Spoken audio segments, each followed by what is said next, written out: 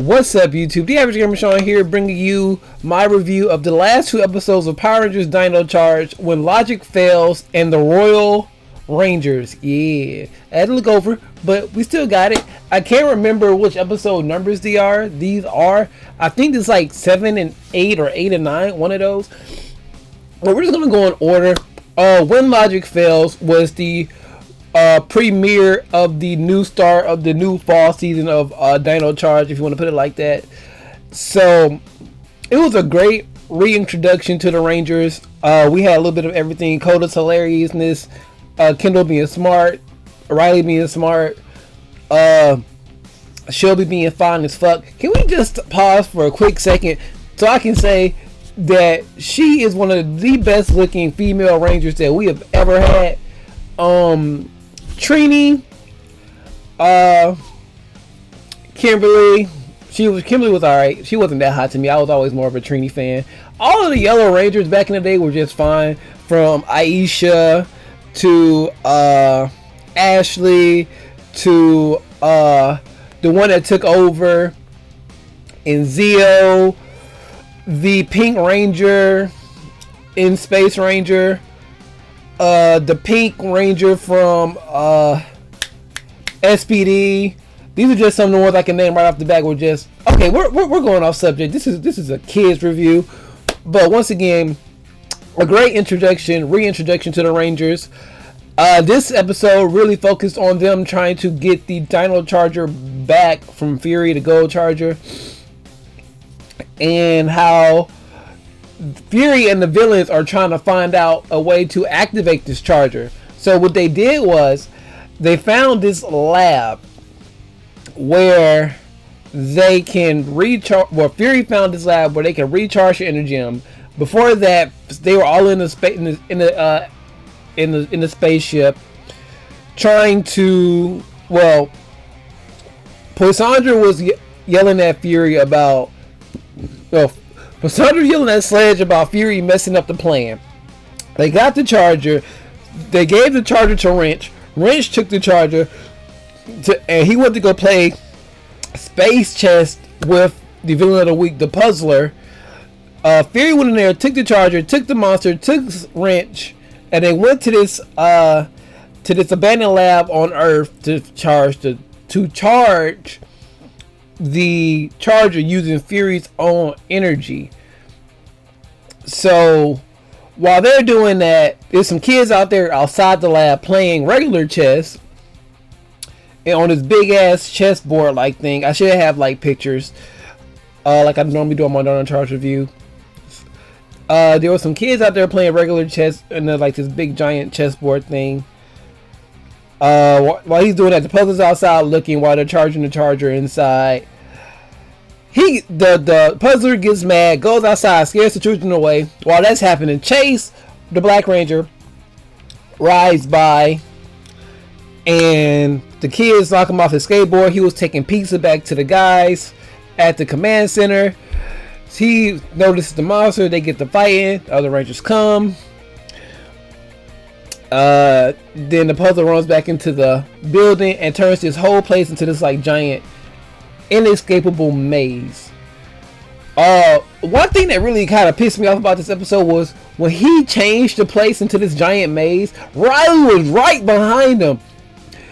And this whole episode is like a Riley centric episode, like Riley based episode. He was right behind him. All you gotta do is go up the steps and keep following the Puzzler, yada yada yada. But for some reason he stops. I don't know if he didn't hear him going up the stairs, or Power Rangers, or TV show logic. Just a second late to stop the monster, but whatever. It made me a little upset, but whatever. But of course, Riley being a genius that he is, he finds out a way to get out of there, and that's through the vents. But the whole thing about this was each Ranger, because they had this whole dumbass Scooby-Doo moment to, hey guys, let's split up. They had one of those moments. So each Ranger is trapped in like an endless maze. So like Shelby's going up a flight of steps that never ends. Every time Chase tries to go through a door, it leads him to like a cliff or like the edge of the building. So if he like goes through it, he'll fall into his death. Coda's just in a room with a old vending machine that has one cookie left in it. And I'll get to it's so funny. This is just Coda. You gotta love Coda in this show. And then Tyler is in an infinite hallway. So like Scooby-Doo, you go through one door on that hallway, it just takes you right out another door. And Riley, I think Riley's in a step case thing too, or yada yada yada. So Riley finds out to go through the vents. He finds his way out. But before, I don't think I have a picture for this too, but it kind of makes me mad.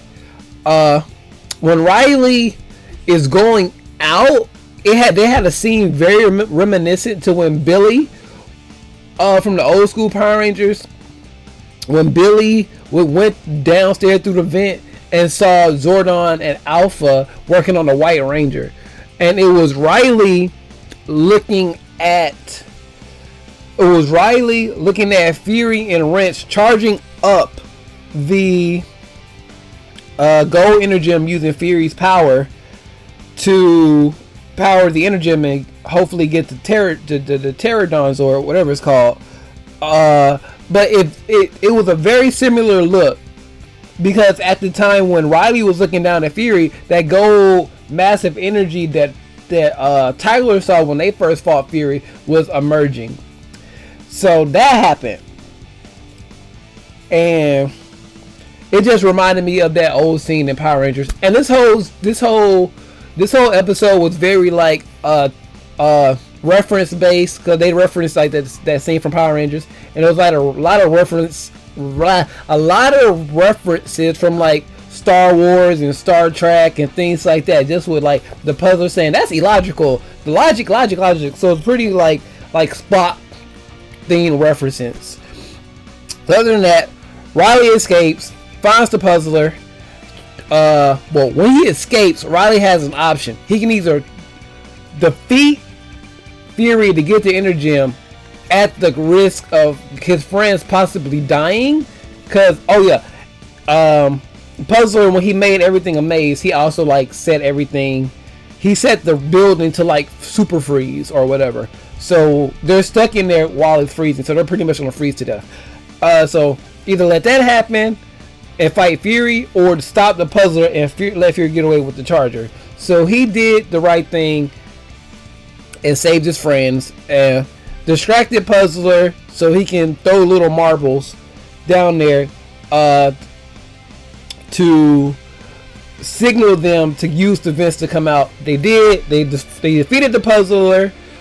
While they're fighting the Puzzler, Fury activated the Zord, the Gold Pterodon Zord, or whatever it's called, Zord, and Fury now has control of that Zord, and we end the episode off with Riley and Tyler talking about seeing this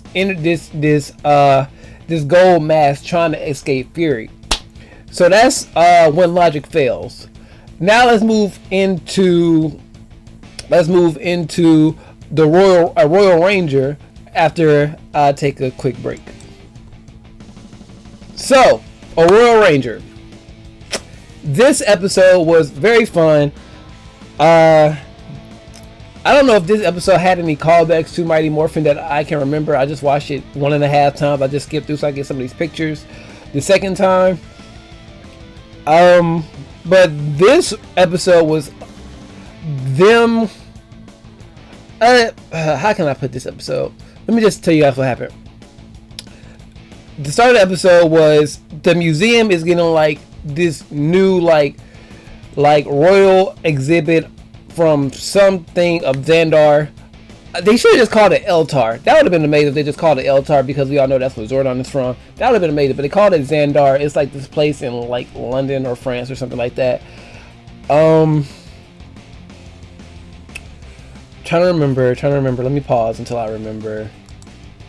Okay, so we start off the episode with Shelby. With Miss Kendall or Miss Morgan.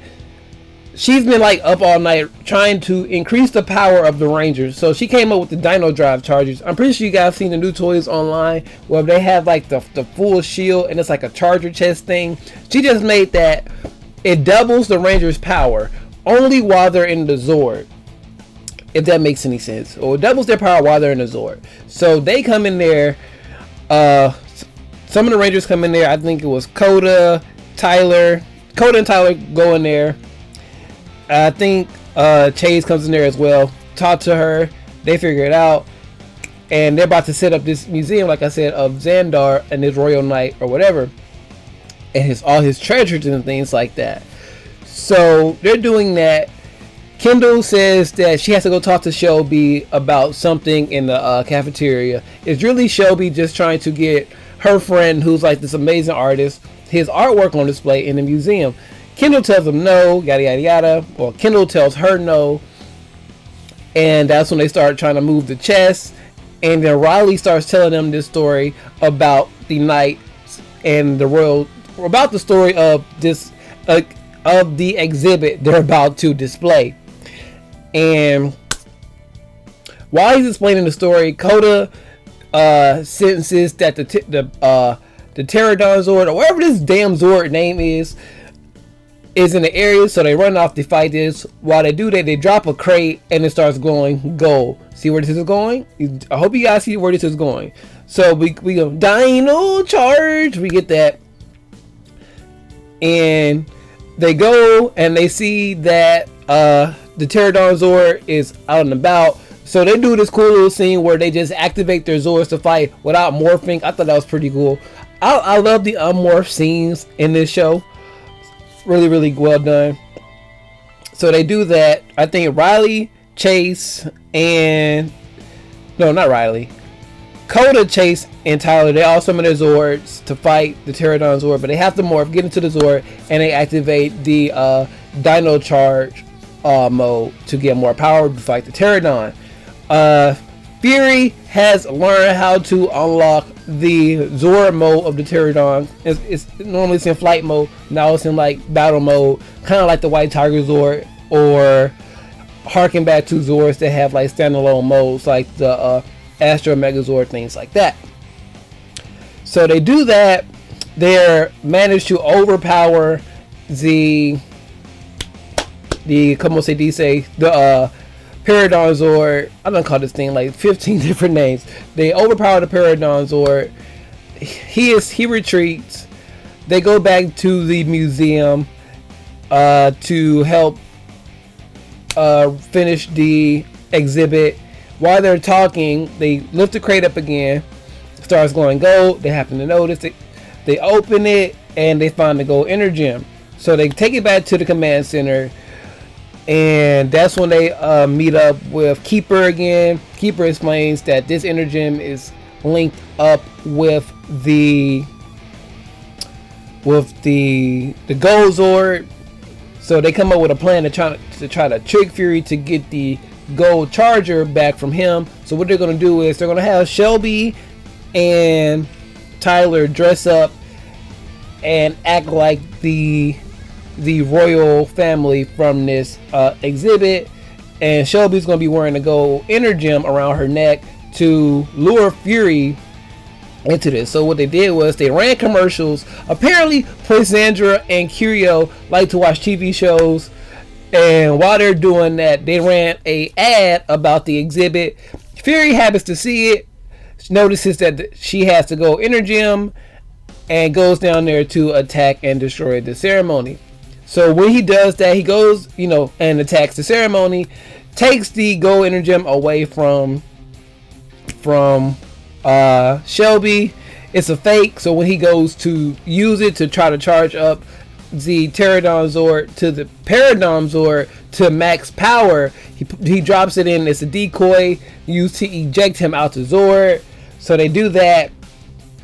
It's a big fight scene, and they morph. They go fight Fury and the other monsters that are there, and Tyler goes 1v1 with Fury one more time. Tyler gets the upper hand because Chase lets him use his Parablaster, whatever it's called, and overpowers Fury. Tyler's about to deliver the final blow to Fury, but when he does that, No, he really just like, Tyler's like, give me the inner gem and I will let you live. That's all he wanted, is the inner gem. So right when Fury's about to give him the inner gem, that gold mask starts to come back out of Fury, and while the other Rangers come, they defeat the other monsters that are there, and they're like, Tyler, you have to beat him, you gotta beat him. And Tyler notices that the gold figure, or the gold blob, is starting to take shape, and it happens to be Tyler's dad, which we all kind of figured what was going to happen. It differs a little bit in this version to the Japanese version, but okay, and I still hope it kind of differs a little bit. I'll do a little bit of the spoiler thingy, but Tyler doesn't defeat him. Fury gets away. They go back to the command center. Kendall's all like, why didn't you defeat him? Why didn't you defeat him? You had a chance to defeat him. And then she's like, well, I think it's my dad. Well, he's like, I think it's my dad, not she. And that ends the episode right there. In the Japanese version, spoiler, Fury does turn into the 6th Ranger. But in the Japanese version, the Red Ranger, Daigo's dad, is already, free. And it is a ancient warrior. What is that boy's name? But he's the Gold Ranger. So I don't know if they're still going to do that, where Tyler's dad is still out there lurking around, and the Gold Ranger is like somebody around their age type plot line, or if they're just going to make the Gold Ranger Tyler's dad, which would be kind of interesting. But we're here to see what happens in the future. I know there has been a couple of leaked images of the Gold Ranger outside of his morph, and we actually have the Gray Ranger as well. I saw that earlier, but I'm not gonna spoil that. You can just go on like Power Ranger forums on Facebook, or like Ranger Crew and Ranger boards, things like that, to find out if you want to. But with that, we've been here for a good little minute talking about some good old Dino charge. If you enjoyed these 2 episodes and you enjoyed my review, please leave a like, comment down below what you liked and what you didn't like about these episodes. I believe a logical, not so logical. The first episode I reviewed was a little bit better than the second episode, but this second episode had more plot line built in it. So, double-edged sword. They both had their purposes. Share this video out with your friends so they can get into this discussion as well, and subscribe if you have not already. If you want to follow me on anything other than YouTube, Facebook, Instagram, Twitter, and Twitch, all linked down in the description below. Get my Snapchat popping though. And with all of that being said, I am DaAverageGamer Shawn, and I am out of here.